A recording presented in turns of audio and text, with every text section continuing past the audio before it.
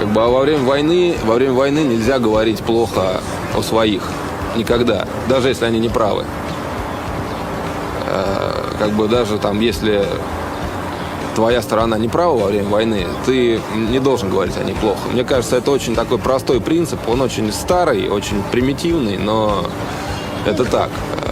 Когда ничего не угрожает, когда война кончилась, тогда да, тогда можно говорить. Вот это было не так, и это было не так. И давайте постараемся, чтобы в будущем этого не было.